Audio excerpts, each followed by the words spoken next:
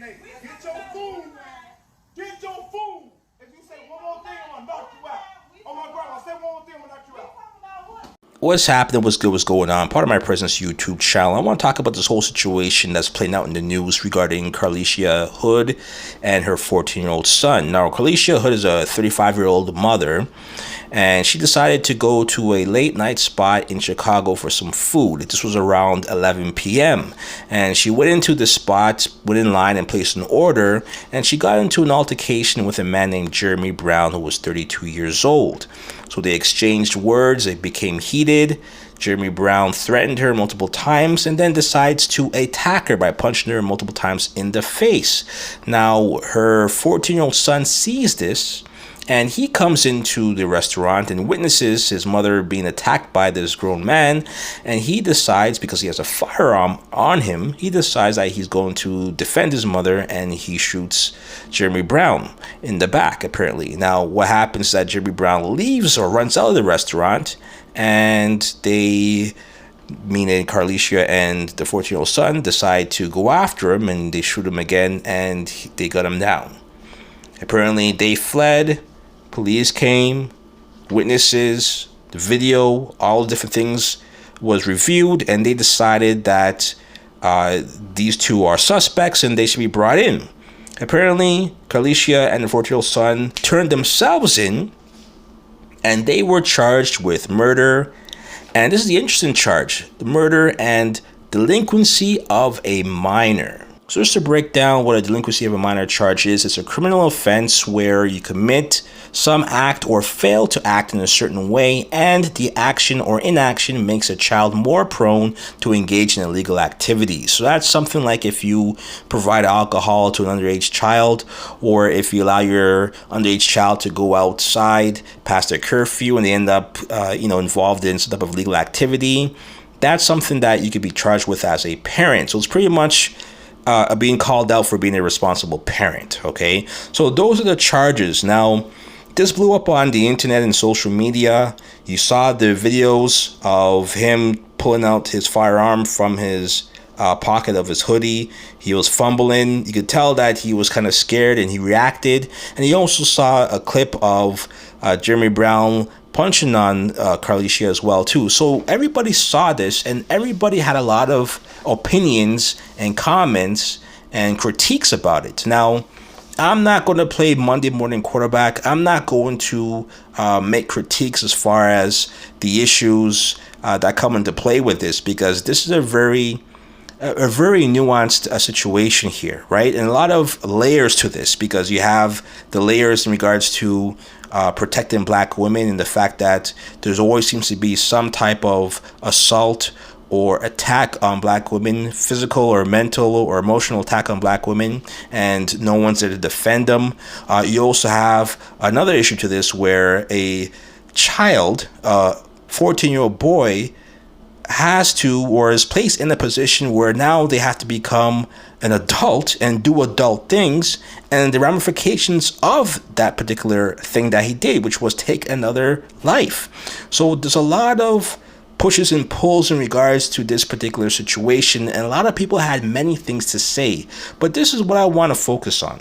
See, I don't think many people will object to the actions of the 14-year-old boy, because if anyone sees their mother being attacked like that, they're going to defend their mother by any means possible, right? And it's kind of sad that the 14-year-old boy was put in this particular position where now they have to make grown man decisions, because this is something where you're coming into a situation and now you have to take someone's life, and that's not an easy decision to make. That's not something that's going to occur without the residual effects, which in this case will be the trauma, right, that he's going to face with this, but also he's going to deal with a lot of anxiety as well too. The fact that he's going to be looking over his shoulder to figure out or wonder if someone is going to get revenge, if someone's going to have get back, if someone's going to take offense to what he did, because apparently Jeremy Brown was a father himself and a son, and had family members that loved him as well too.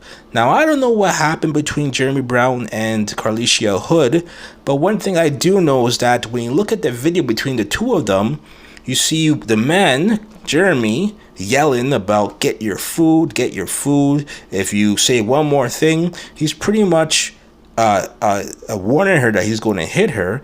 And on her side, she keeps saying, it's kind of incoherent, but she's pretty much saying, do you know who I am, or do you know me, or some shit like that she keeps saying.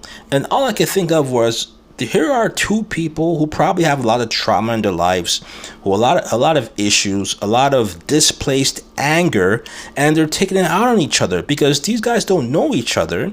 And for a few brief moments where you're standing in line to get food at 11 p.m., you're arguing like this, and it turns deadly. And for him to behave in the way that he behaved is unacceptable, and there's no rationale as to why anyone could defend Jeremy Brown's actions. But the problem here is that as a parent, because there's a moment in time where she sees her son, and she tells her son to go back to the car.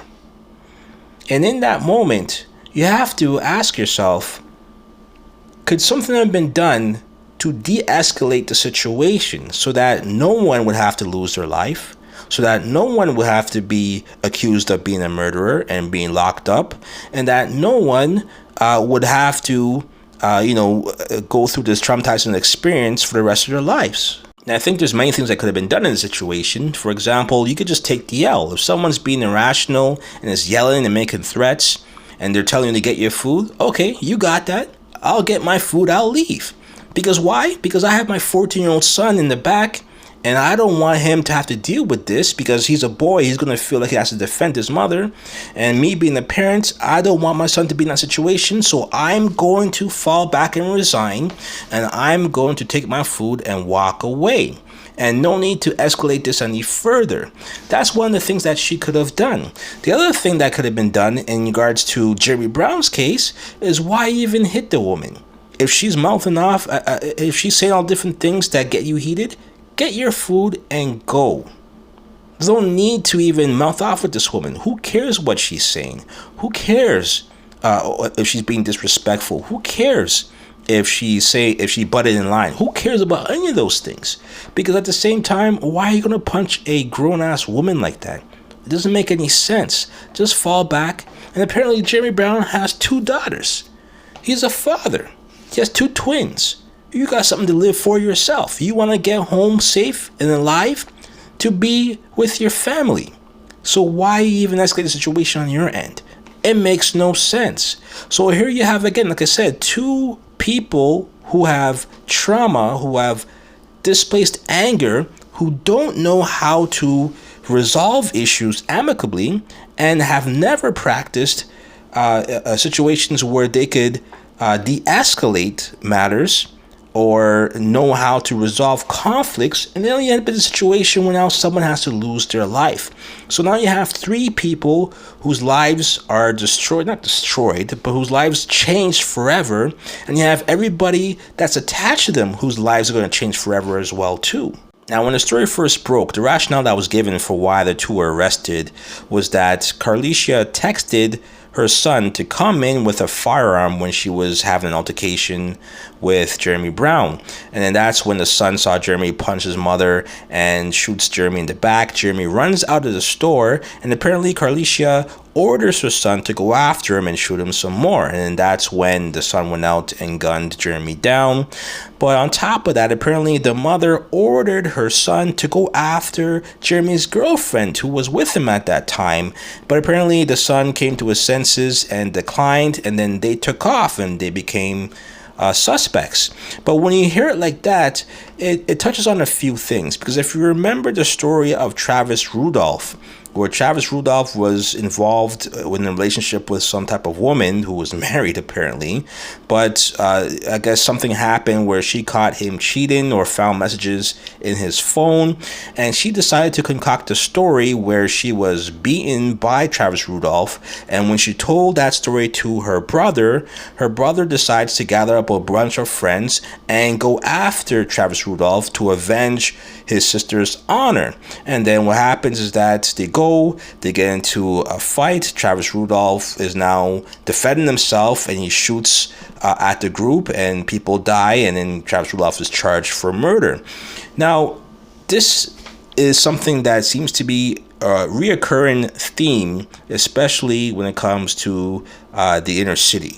Now, I'll explain what I mean by this. See, women have this tendency where they'll go to their loved ones, whether it be their father, their brother, their boyfriend, or in this case, their sons, and they will create this story. They may embellish the details. They may even remove some of the details that will make them at fault for what transpired. But they do that so that their loved ones are placed in a position where now they have to avenge their sisters or their girlfriends or their wives, or they may have to defend their honor, and now they have to go after the target, and it may lead to situations where a life is lost, whether they take the life of the target or the target takes their own life, or regardless of what the outcome is, their loved ones are no longer on this earth, or they're in prison for the rest of their lives. And I wonder if women realize that they're sending these men that they say they love, men that they know will defend their honor, that will protect them, and they send them on these dummy missions, not realizing that these men have their own lives to think of. They have their own responsibilities. They may have their own children that they are accountable for, and they don't care, and they will place them in harm's way just in order to feel validated in their stance, in order to feel good about the position that they took, that they're stuck in order to pretty much place and inflict harm on the target. And it's insane how many lives have been lost as a result of women pointing at men and say, this is what this guy did, or you go after this guy, or you handle this for me, or look what this guy did.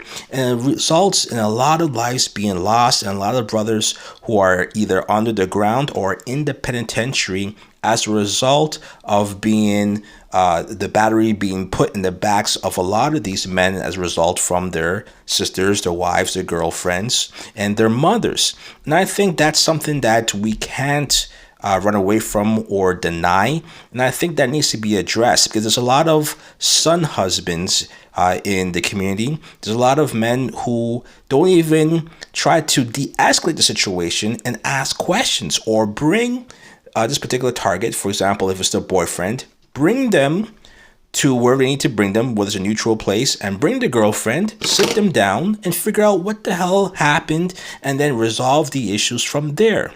But that's not what occurs, and that's not what the woman wants. The woman wants revenge. The woman wants harm to be inflicted on the person who they feel inflicted pain on them. And this is where you get into a lot of heated situations where there's just more trauma upon trauma, and then lives are lost, and then now you're destroying families forever. And I think we really need to watch those situations and be mindful of them. And this is another story of how a mother could use their son in a way where it's not for the son's own good, it's only for the mother's own selfish needs and wants and desires, and it places the son in a bad predicament. We've seen that situation with John Morant, where when she had an issue at Foot Locker, she didn't call the father, she called John Morant. When Jaw's sister had an issue, she didn't call the father, she called John Morant and put John Morant in those positions where he's now putting his life at danger and his career at danger. So you see this happening over and over and over again, and it's something that is a red flag that needs to be addressed. So apparently, as of yesterday, all charges were dropped against the 14-year-old boy and his mother. They were released from jail and they're able to continue on with their lives and they will not be charged. And I think that's the right move to make. I don't believe this was murder. It was self-defense. I also believe that the 14-year-old boy was placed in pretty much an impossible position where there really is no other outcome that can be made. Especially for a mind of a 14-year-old boy, when they see their mother being attacked, he pretty much responded in the only way that he could have. And it's just a shame that he was placed in a position where he had to respond and make adult decisions. So that's going to result in him being traumatized. Now, the other part too that's pretty interesting is that the prosecutor that dropped all of the charges is the same prosecutor named Ken Fox, who dropped all of the charges in regards to Jussie Smollett. So that's pretty interesting to see how when Jussie Smollett made up the whole story with MAGA country and the Nigerian brothers and all that fiasco and how he was tied up and everything else. And all charges were dropped in regards to that. So it's pretty interesting to see that's the same Ken Fox who dropped all the charges in this particular situation as well, too. But in closing, I have to say that even though charges were dropped, it doesn't end there, because you have a child who now has to look over his shoulder, potentially wondering if the family of Jeremy Brown won't seek out revenge, or whether or not he's going to be targeted for other reasons. And you also wonder whether or not that trauma is going to make him shy away from going to late night spots, is going to almost feel like he has to now carry a firearm wherever he goes, and he could end up being locked up. Now, the other thing that I need to mention is that the firearm was legally owned by the mother, so there's no issues there. On top of that, the son has also been offered by Nicki Minaj for her to pay for his scholarship or for his tuition fee. So that's a great thing as well too. So it seems to be a great story in the end if you look at the outcome. But at the same time, Jeremy Brown is no longer on this earth. He had 2 twin daughters, and their lives are now going to be affected by this. His family are going to be affected by this. But at the same time, he should have refrained from using force. He should have refrained from violence. And he should have pretty much kept all of that anger, displaced anger, to himself. Because none of this would have happened if he didn't punch that grown mother. And this also goes back to what Dr. Umar Johnson was saying in regards to us, the men in the communities are allowing the Pookies and the Ray Rays to form, to grow, and to prosper. And we're not doing anything about it to make sure that this no longer continues. And that 14-year-old boy, I hope he has a bright future. But with a body under his belt, will he, with all the trauma that he's going to have to deal with and all of the anxiety that he might deal with looking over his shoulder, will he turn out to be a Pookie and Ray Ray because of the stuff that he was placed into by his mother? And you wonder whether or not this is just a repeating cycle over and over and over again, right? I hope not. He's still young. He can still recover. Right? A boy that age, or all boys that age, they're very resilient and they're able to walk away from this and live productive lives. So I hope the best for the 14-year-old boy. I hope Carlisha Hood understands some of the choices that she made, place herself in this position, and also how to de-escalate situations and to practice conflict resolution. I think that's important. That's really a learning lesson and opportunity for her to gain that insight. And I wish that the family of Jeremy Brown gets closure from this and they don't seek any type of revenge or retribution. If you have any comments or if you disagree with what I've said in this video, let me know. But as I always say at the end of this video, make sure your next move is your best move. Part of My Presence YouTube channel. Until next time, peace.